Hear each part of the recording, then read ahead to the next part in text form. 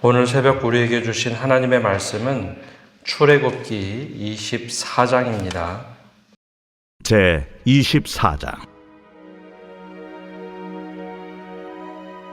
또 모세에게 이르시되 너는 아론과 나답과 아비후와 이스라엘 장로 70명과 함께 여호와께로 올라와 멀리서 경배하고 너 모세만 여호와께 가까이 나아오고 그들은 가까이 나오지 말며 백성은 너와 함께 올라오지 말지니라.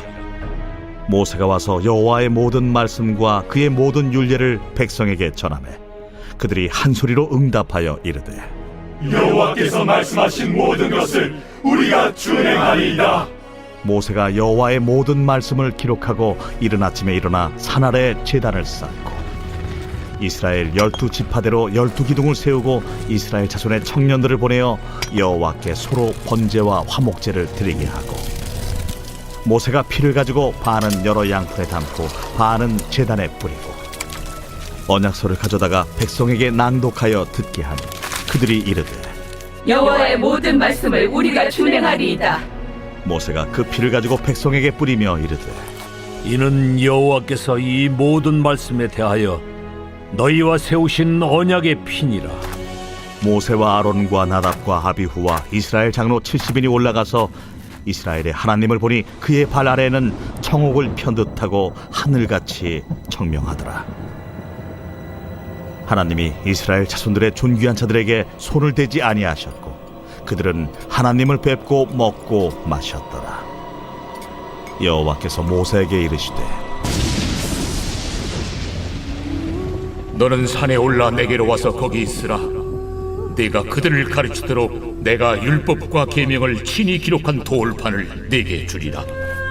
모세가 그의 부하 여호수아와 함께 일어나 모세가 하나님의 산으로 올라가며 장로들에게 이르되 너희는 여기서 우리가 너희에게로 돌아오기까지 기다리라.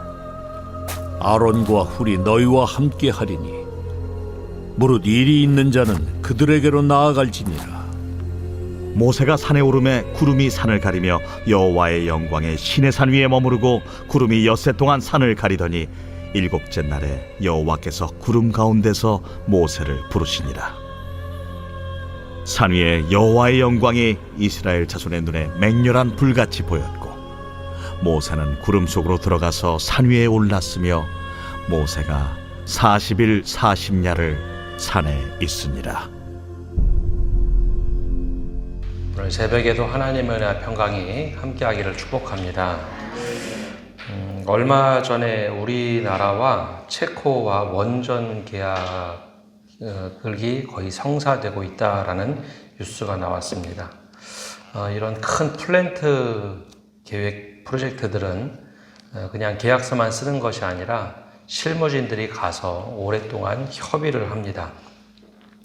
근데 실무관들이 종이를 놓고 하던 구두를 하건 오랫동안 과정들에 대해서 어떻게 이루어질지 조율을 하죠. 그리고 마지막에 이루어지는 것이 계약 체결입니다. 서명을 해야지 법적인 효력이 발생을 합니다.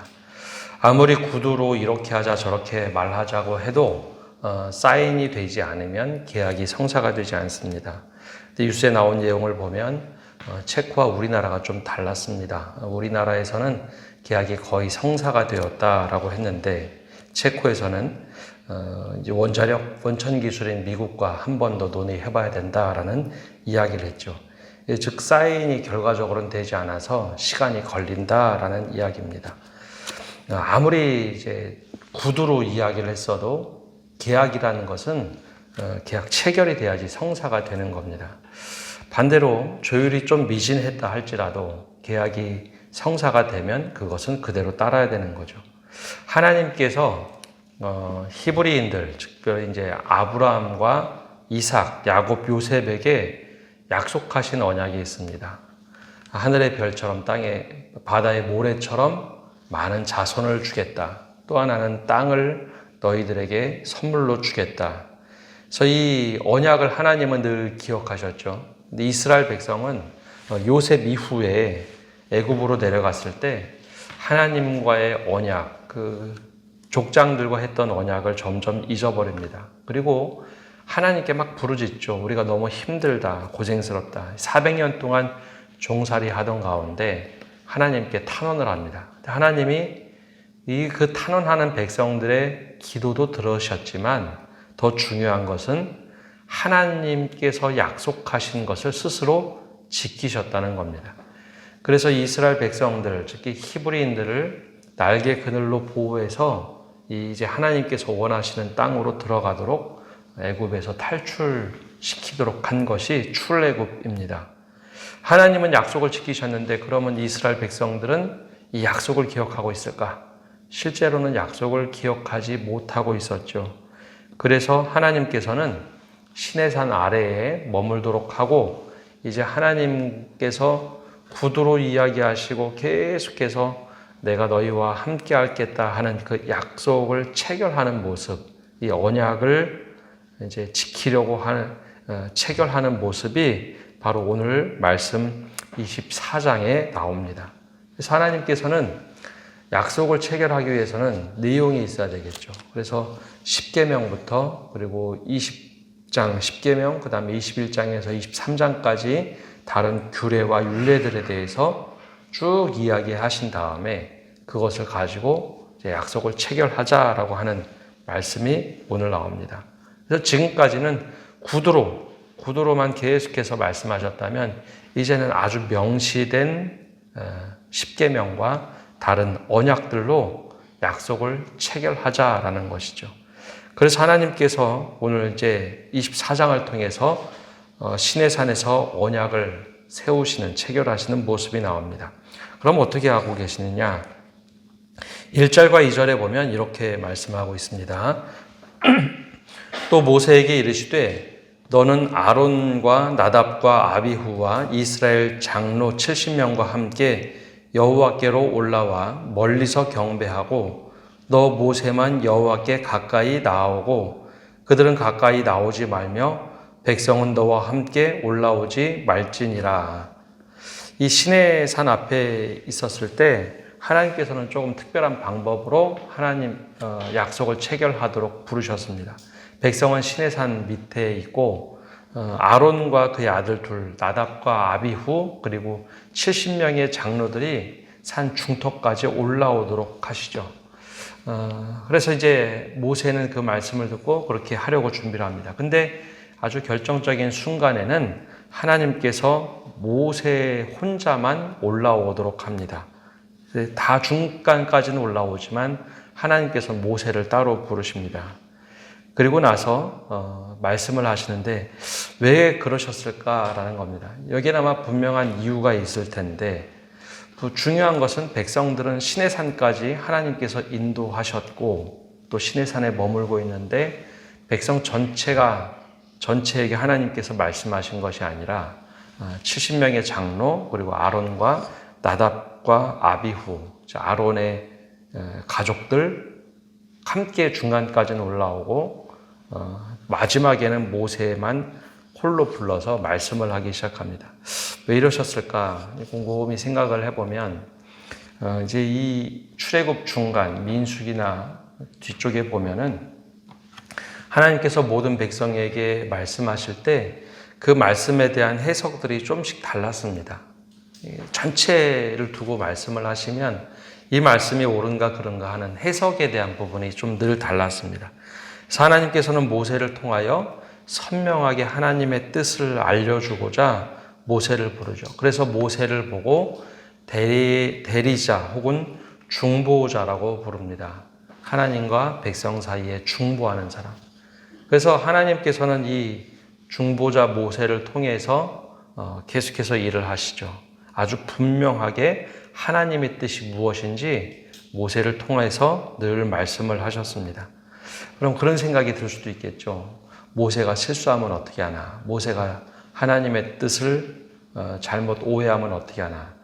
근데 모세를 하나님께서 이 시내산에서 부르신 것이 아닙니다. 모세를 하나님께서 쓰시고자 할 때 먼저 태어나자마자 모세가 애굽 바로의 딸, 즉 공주의 아들로 들어가서 왕실교육을 받게 하죠. 지도력을 키우게 하고 40세 이후에는 광야에서 어떻게 살아갈지 그렇게 살아가도록 목자로 살아가도록 두셨습니다. 그리고 나서 80세가 되었을 때 호렙산에서 처음으로 하나님께서 모세를 부르시죠. 근데 모세가 처음부터 하나님 제가 준비됐습니다. 그런 말 하지 않습니다. 거절도 하고 저는 이비아둔하고 말도 못하고 부족하고 저는 지도자 되기에 아무런 준비가 되어 있지 않았습니다. 라는 이야기를 계속 반복해서 하죠. 근데 하나님은 모세를 쓰시기 위해서 지도자로서 애굽에서 이미 왕실에서 교육받게 하셨고 광야 생활을 어떻게 할지 광야 생활도 다 준비시켜 놨습니다.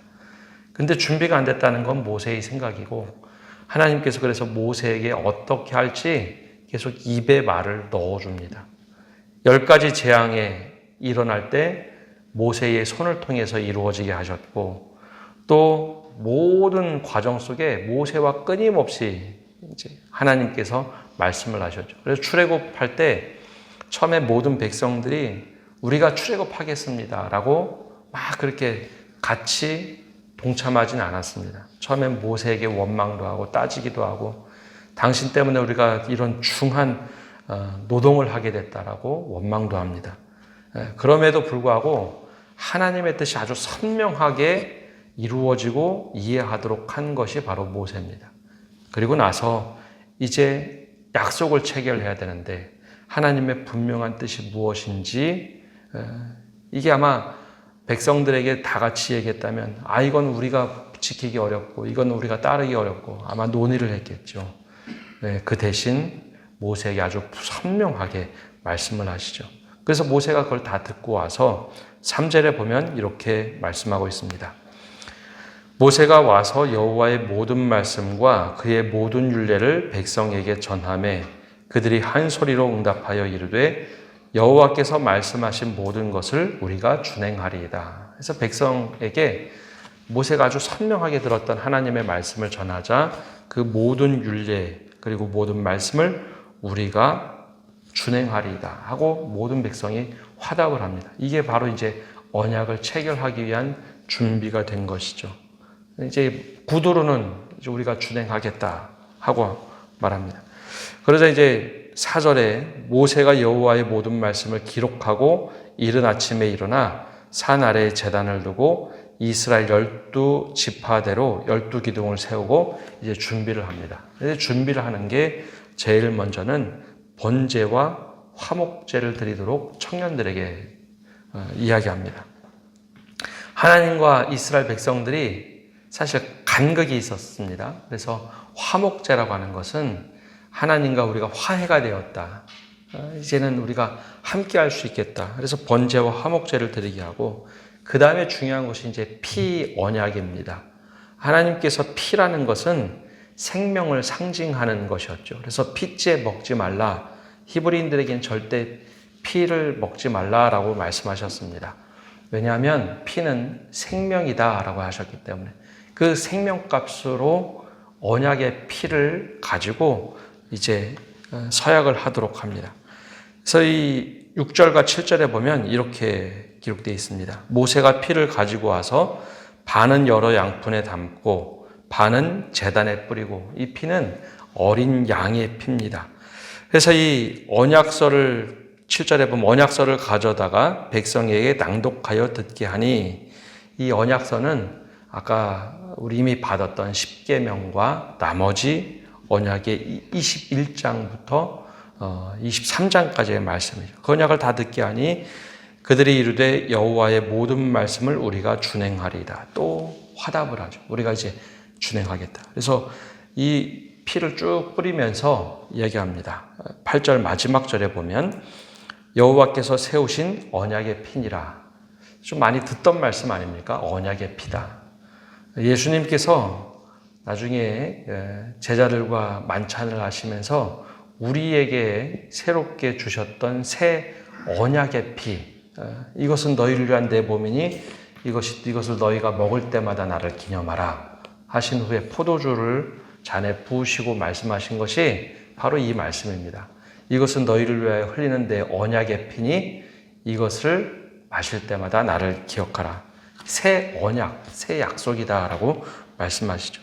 이 생명값을 주고 체결한 것이 바로 이 구약의 언약입니다. 그래서 지금까지는 하나님께서 계속 구두로 말씀하셨어요. 그런데 이스라엘 백성과 모세를 통하여 언약을 처음에 체결하실 때 이 언약의 피로 하시죠.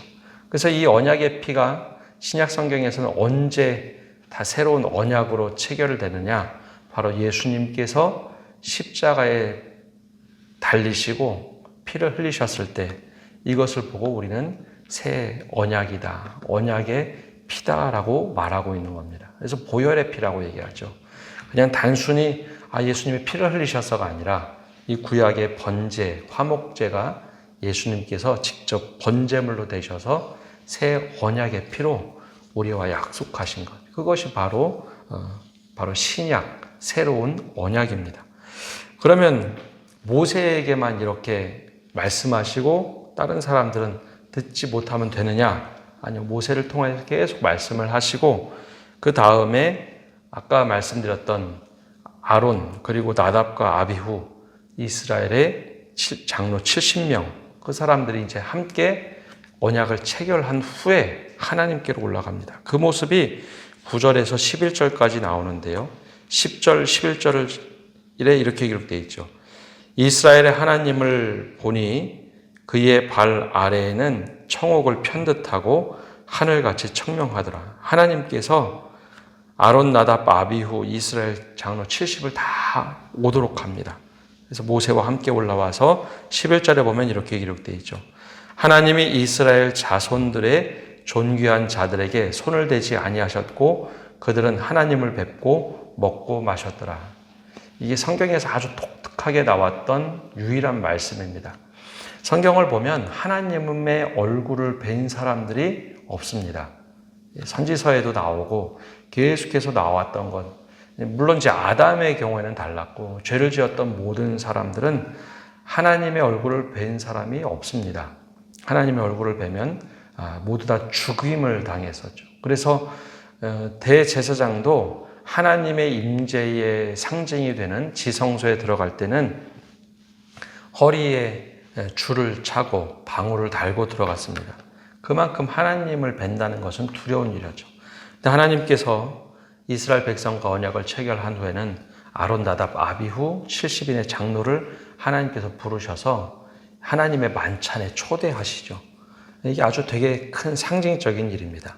그래서 모세를 통해서 선명한 말씀과 율법과 언약의 율례들을 가르치도록 했지만 그것을 함께 지켜가는 사람들, 바로 이스라엘의 존귀한 자들에게 하나님께서는 이 약속의 말씀을 지켜갈 것을 당부하시고 하나님의 만찬에 초대하십니다.